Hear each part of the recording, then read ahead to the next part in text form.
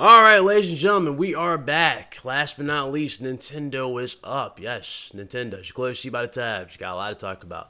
All right, this right here isn't really available or anything like that, but this is actually a callback to the original N64 controller, and also it's actually a callback to the original Game Boy.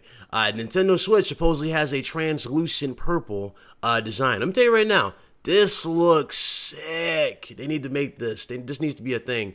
Is there more clips? Yes, there is. They need to make this legit be a thing. They need to sell these particular sites for the Switch. That's awesome, man. Look at that. That is really good. Holy crap, that would sell, man. Especially if they released that on Black Friday. Oh man, release that with Mario. That's a steal. That's a steal. Let's move on to gaming news from Nintendo.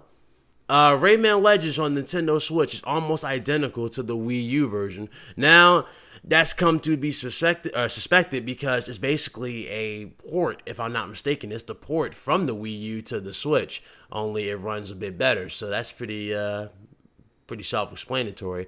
Not really that shocked by this at all. If you guys are really big into Rayman, go ahead and check it out. I'm not into Rayman. I'm not. I remember when I worked at Walmart, they had it on demo. Or they had the demo running on the, on the floor. And I played a few rounds of when I was bored, when I was on break or whatnot. But that was about it. I didn't really get into that much. Let's move on. Okay, this right here. There are Zelda, Breath of the Wild, and Mario-themed Switch controllers coming. MVP Magazine is going to have a field day with these. Let me give him a close-up because, he's drooling. He's drooling right now. I'm telling you right now. He's watching my videos and he drools and stuff like this. So there you go. There's one. There's two. They look good. I'm not gonna lie. It's good to see they got some good theme controllers coming. That's awesome. Good to see from Nintendo. Very nice. Very nice. Let's move on. Okay, Resident Evil Revelations for the Nintendo Switch will take up 13 gigabytes of space, and Revelations will take 26 gigabytes. So Revelations 2 will take 26 gigabytes. Now, I said this numerous times.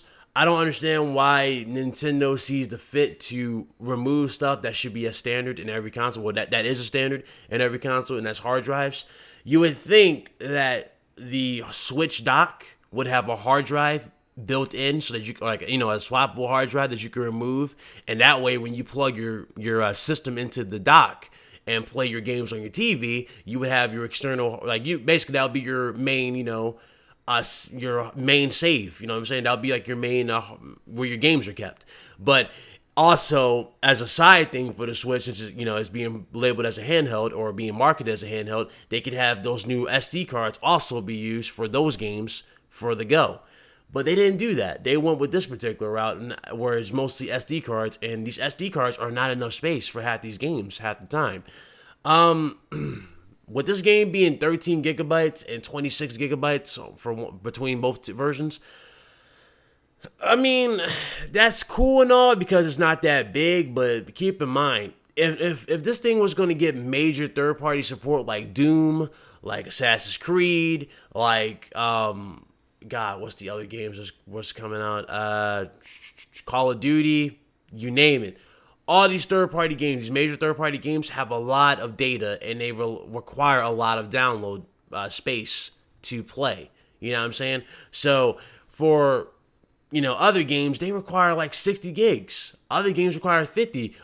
If you look at GTA was like 80 gigs. Yeah, 80 gigs. So, you know what I'm saying? You're not going to get these games on the Switch. And that's the sad part. You're not going to get that. I mean, as much as I would love to see these games be played on the Switch, they're not coming to the Switch. You're gonna get small games. You're gonna get some third party support, but you're not gonna get the massive third party support that really counts. And I don't understand it. I don't understand Nintendo sometimes. I really don't. But that's my gripe with Nintendo. They don't get with the times. They make good hardware at times. They make good software. They always make good software. It's just in terms of their foreseeable future, they make hardware that's limited for all the wrong reasons. For example, the Switch doesn't even have voice chat integrated into the system.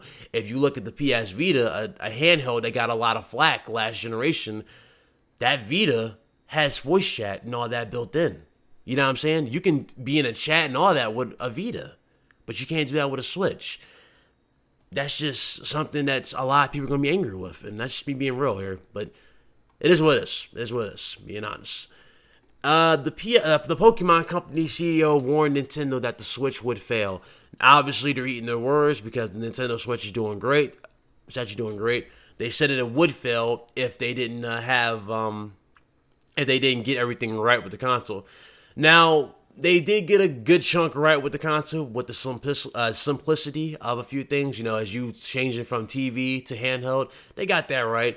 The problem was they just don't have the hardware and the space really to handle AAA third-party games. That's just the main thing they got wrong. In terms of first party, the Switch is fine for the foreseeable future.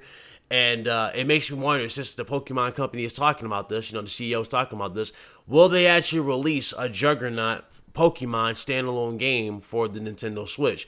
Like, imagine if this company came out with a Pokemon Emerald Deluxe exclusively for the Switch. That would sell amazingly. You know what I'm saying? So I said that this console, you know, despite having a bunch of flaws, has a bunch of gems in the long run. It's got a bunch of gems that definitely will sell it like from here on out. So it's going to do well regardless. It's going to do well. It's got the first party to back it up. It just doesn't have the other piece of the pie, which is the third party. And that's about it. Yeah, that's all the news. So same video. That's all the news I got for you though. Hope you guys enjoyed the video. Not much I can really say, man. Not much.